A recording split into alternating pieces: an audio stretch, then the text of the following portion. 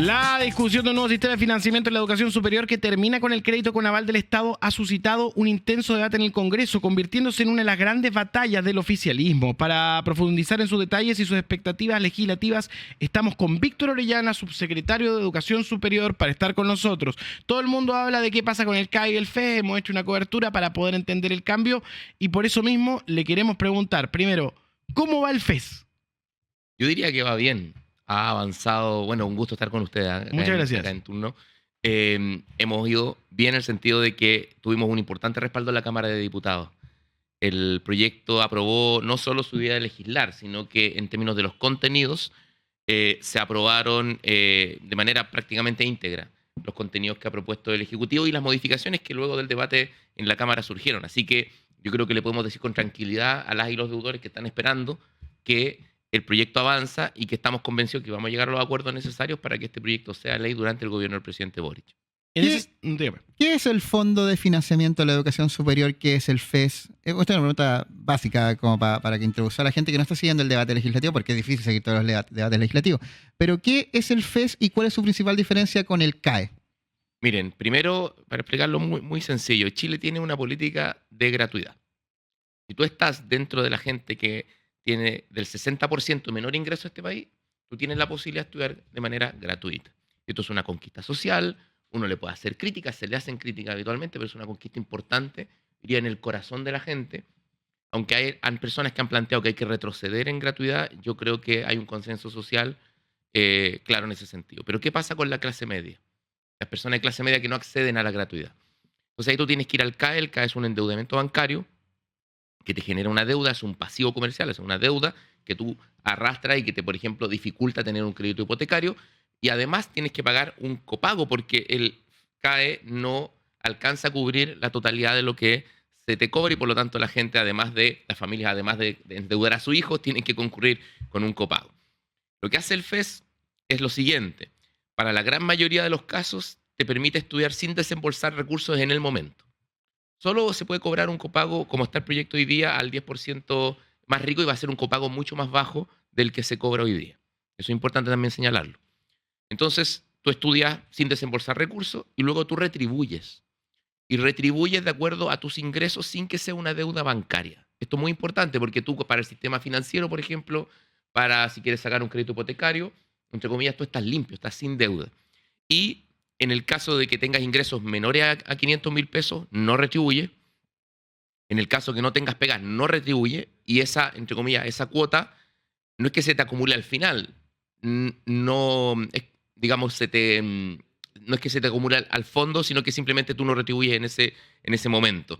Y lo haces en una magnitud proporcional al tiempo que estudiaste, con un máximo de 20 años y con un máximo de tus ingresos de 7% para la mayoría de los casos, pero solo y de 8 cuando ganas más de 3 millones. Ahora, en promedio, esto es importante decirlo, en promedio, el FES va a significar una carga a los ingresos de las personas del 4%, porque hay muchas personas que tienen trayectorias laborales discontinuas, gente que no está generando ingresos, mientras el CAE representa un impacto en los ingresos de las personas del 14%.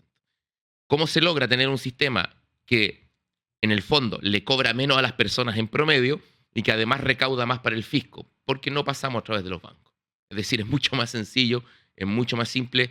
Ese es el FES que va a, en nuestra opinión, modernizar el sistema porque nos va a permitir ser mucho más eficientes en el gasto, dejar mejor a las personas y dejar mejor al fisco que hoy día tiene que cargar con un desembolso muy alto por el crédito con aval del Estado, más de 9.000 millones de dólares acumulados en toda su historia, lo que equivale a 12 Juegos Panamericanos, a 22 hospitales, muchos recursos. Eso tiene que ver con el punto de vista del deudor, del estudiante, de la persona que accede a un crédito para poder estudiar, que es una forma de hacer en la vida.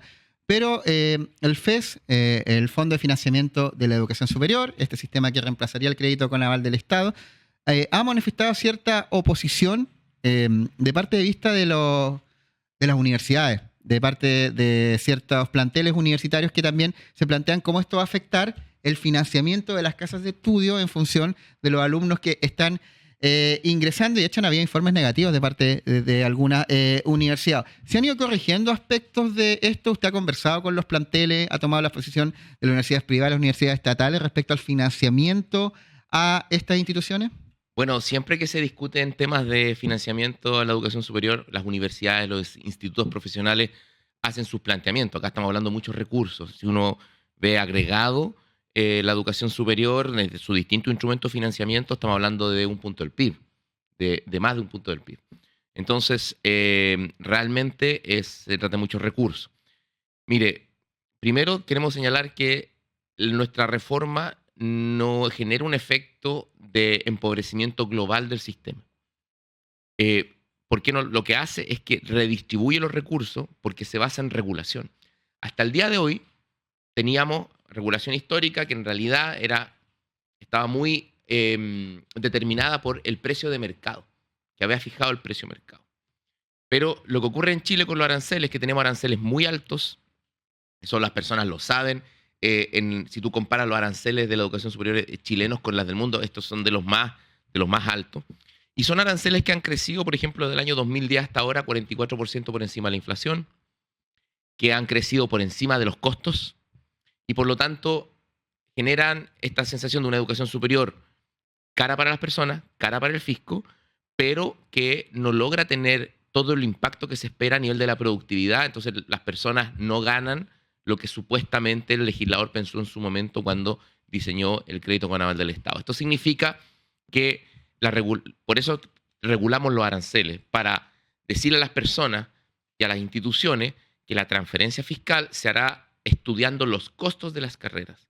Y naturalmente, cuando hay instituciones cuyos costos están en un lugar y sus precios en otro, naturalmente nosotros pensamos que ni el fisco ni los bolsillos de la familia están obligados a concurrir con esos aranceles. Pero eso no significa que vaya a haber un desfinanciamiento del sistema, sino solo una mayor eficiencia en la distribución del gasto que va a reconocer los costos y la calidad de las instituciones. Estamos conversando con Víctor Orellana, subsecretario de Educación Superior, en el contexto del debate por el mecanismo que va a reemplazar al crédito con aval del Estado, crédito que se impulsó en el año 2005 en el gobierno de Ricardo Lagos, que muchas personas lo tomaron para estudiar en la educación superior, entre ellas acá, yo presente. Y bueno, que algunos tenemos deuda y estamos pagándola. Hay otra gente que dejó de pagarla, que algunos no terminaron la universidad y tuvieron que trabajar otras cosas, pero mantuvieron la deuda. Otra gente que terminó su carrera, pero no pudo trabajar en la carrera por cuestiones de mercado laboral. Es que está, para que la gente se actualice, porque hay gente que partió este gobierno y dijo, buena, el CAE se va a condonar, ¿para qué lo voy a seguir pagando si total después va a llegar? También es una carga de dineros del fisco que no están llegando. ¿Qué está pasando con la deuda del CAE? ¿Qué fue lo último que quedó, así como si fuera un recap? ¿Y qué va a poder hacerse de parte del Ejecutivo y de parte del Legislativo? Miren, si aprobamos este proyecto, nosotros le proponemos a las y los deudores un plan de reorganización y condonación de la deuda, con una cantidad de condonación para todos y todas. A todos le va a bajar la cuota y a miles de personas la deuda va a llegar a cero, es decir, vamos a tener condonación total en miles de casos. Para los que no tienen condonación total van a tener una condonación parcial, o sea, su cuota va a disminuir dependiendo de diferentes variables. Hay un primer paso que es una condonación inicial, le llamamos, donde calculamos esta resta o este porcentaje de condonación a partir de variables como, por ejemplo, cuánto tiempo estás pagando, tratando de beneficiar más a las personas que llevan mucho tiempo pagando. Si tienes el título o no lo tienes, tratando de beneficiar a las personas que se quedaron con una deuda y ni siquiera tienen el título. Y luego hay un segundo momento, que es la condonación progresiva, donde tienes que hacer una resta entre cómo queda tu cuota y el tramo de retribución que tendrías si hubieras estudiado con FES. Y si hay una diferencia a favor tuyo, es decir, si tienes una cuota, no sé, de 70.000 pesos, pero tienes que retribuir 20.000 solamente, esos 50.000 de diferencia se te condonan. Entonces, globalmente, nuestra política de condonación creemos que es contundente y esta es la razón por la cual los deudores, las deudoras están esperando la aprobación de este proyecto para tener mayor tranquilidad. Ahora, yo quisiera señalar que cuando partió la discusión hay que acordarse, porque se decía mucho que ¿por qué el gobierno se va a meter en esto? Hay otras prioridades, vamos a tener que gastar 11.000 millones de dólares en la deuda, y resulta que vamos a poder reorganizar la deuda, condonar y crear un nuevo sistema ahorrando para el fisco y mejorando la calidad de vida de las personas.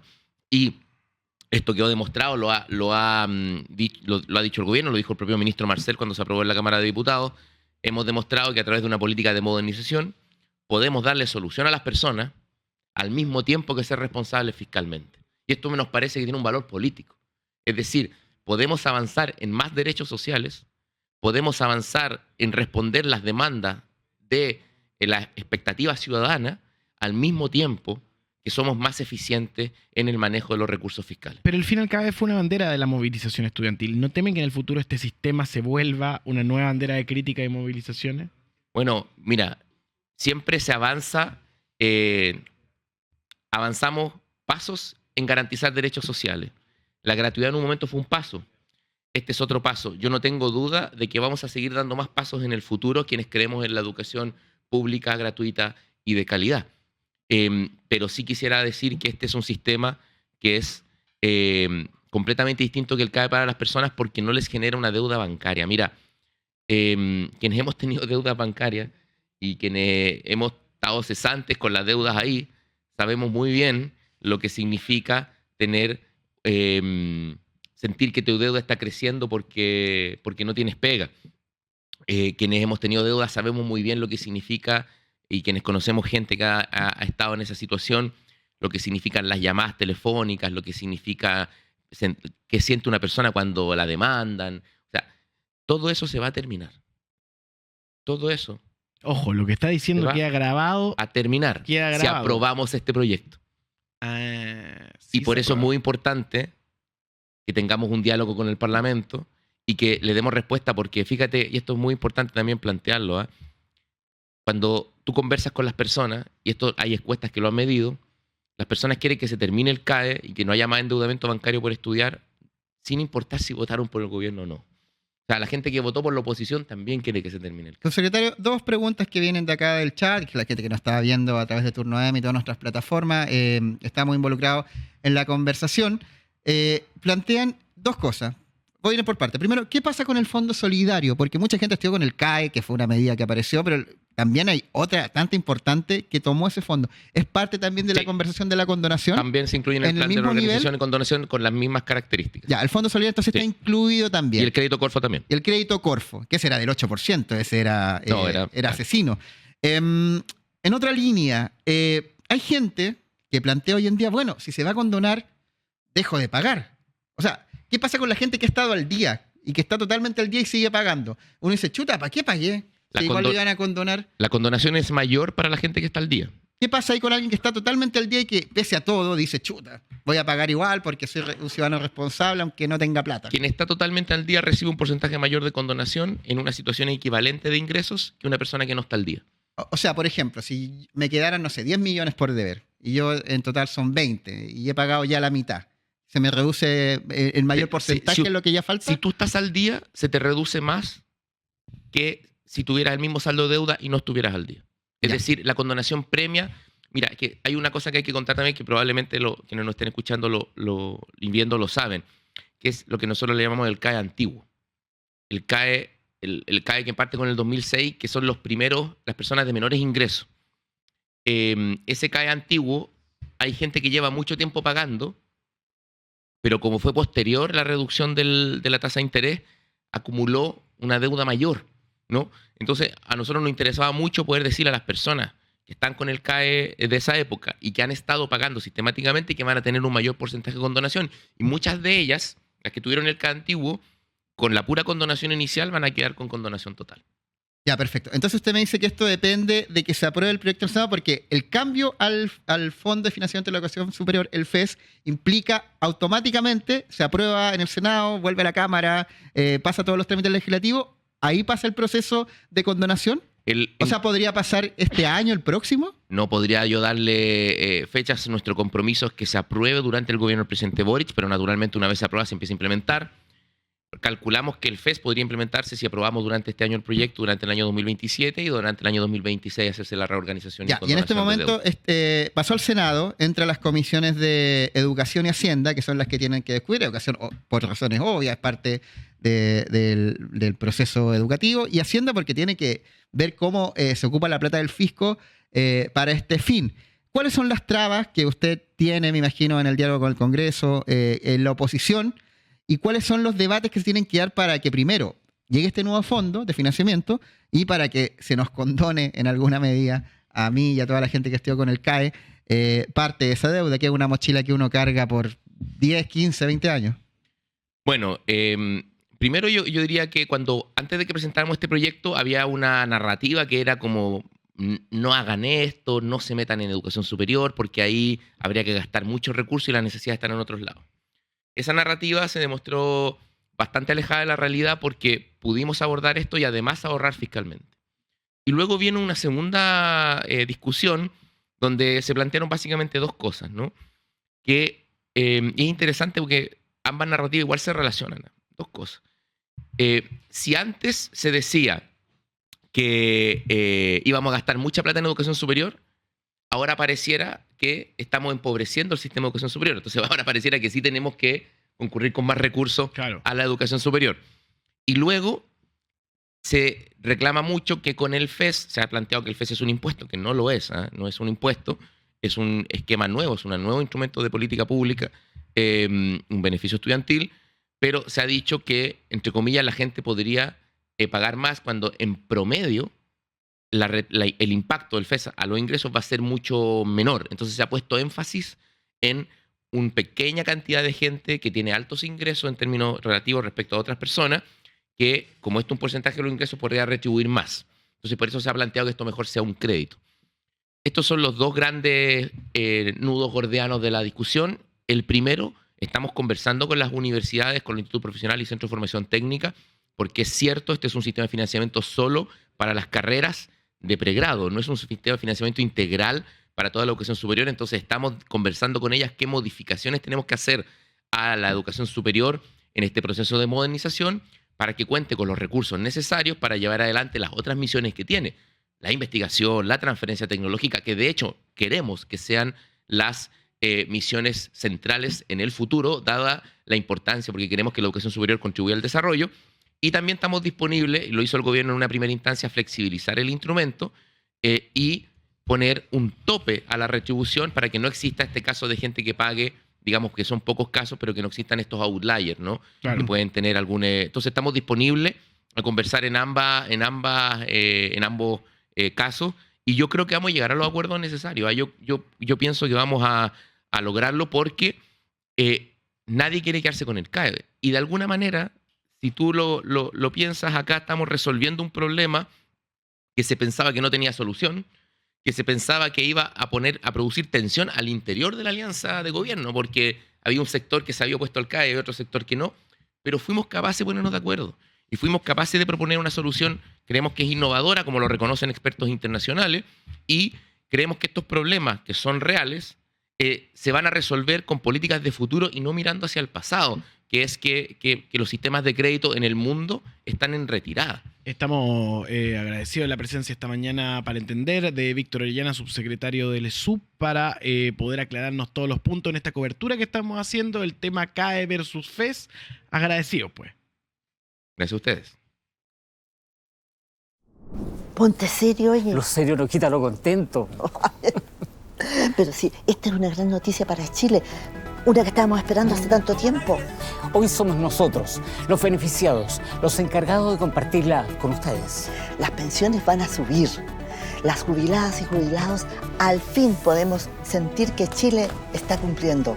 Y desde este septiembre va a subir la PGU a esos que trabajaron toda la vida y no les alcanza ni para remedios. Y desde enero, con el Seguro Social, comenzarán a aumentar las pensiones entre un 14 y un 35%. Además, subirán las pensiones de las mujeres, haciéndolas más justas porque siempre vivimos más. Y ojo, que esta buena noticia también es para las y los jubilados del futuro. Conoce más sobre esta buena noticia en lareformadepensiones.cl. Gobierno de Chile. Chile, avanza contigo. Qué lindo. ¿Yo? La noticia, pues.